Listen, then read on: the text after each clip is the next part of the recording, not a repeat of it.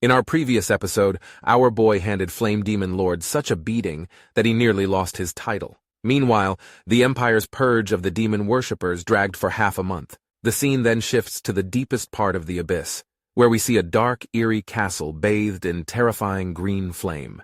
Inside the castle, several demon lords had already gathered, all looking confused.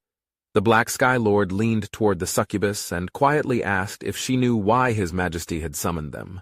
You know something is up when the usually naughty succubus now wears a stern look, and she admitted it might have to do with the humans' recent activities, remarking that the demon worshippers in the Empire had already been wiped out almost entirely. Of course, Flame was there too. Beside him stood the Sword Demon Lord, who had a bunch of blades floating behind him, and right next to him was the 8-armed Demon Lord. Suddenly, the palace stirred, the flame rose, and from within stepped the true ruler of the abyss, the Abyssal Demon Emperor. Several jagged horns crowned his massive frame, and as the fire dispersed, he lowered himself onto the throne. The pressure rolling off him made every demon lord drop to their knees. Just his gaze alone was enough to make their bodies tremble. He then called upon Succubus.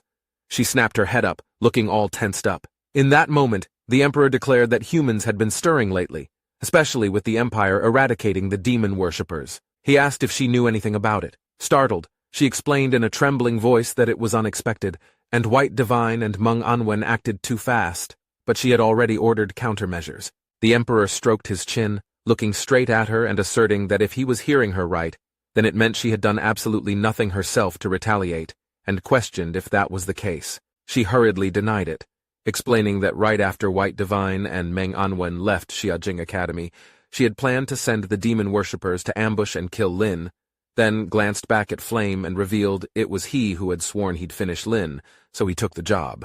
Not sure why she is in such a position and how the scene ended up like this, but you know I'm not gonna complain. Anyways, Flame realized he'd just been thrown under the bus and cursed her in silence.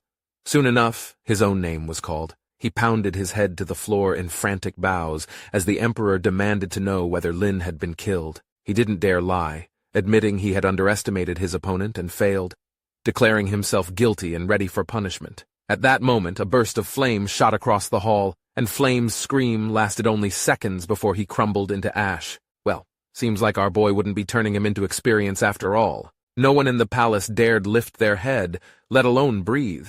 As for the demon worshippers' losses, the demon emperor didn't care, remarking that they were nothing more than disposable pawns. However, he announced there were 3 tasks for them. First, prepare for battle and hold the abyss entrance, as the dragons were already rallying for war. Second, a human Earth Knight had emerged, and he could sense that hated aura and ordered them to find and kill the knight. Third, this time his voice dropped into a cold command, ordering them to find Lin and kill him before he could reach his 3rd-class transfer. While all this was happening elsewhere, although the dungeon hall's building had been damaged, the dungeon entrance remained functional. Meanwhile, Lin returned to the small courtyard where White Divine was waiting. Alongside him were the Emperor and Princess Yao. Turns out our boy had stayed out of the demon worshippers incident, spending the past half-month grinding at Beast Plateau until he hit level 50. The Emperor greeted him with a smile, and the princess offered a polite bow. Then the Emperor remarked that he wouldn't disturb the pair further and was about to excuse himself. White Divine acknowledged the gesture, saying the matter was settled, and they should move on from the past. Relieved, the Emperor and his daughter teleported away. Watching them leave, White Divine laughed heartily, slapping Lin's shoulder and declaring that the royal family was indeed wealthy beyond belief. Admitting what he had spent a lifetime collecting, they repaid in one stroke. Meng Anwen joined in, remarking that such generosity showed their sincerity and confidence in Lin. White Divine puffed up with pride, announcing that of course they did.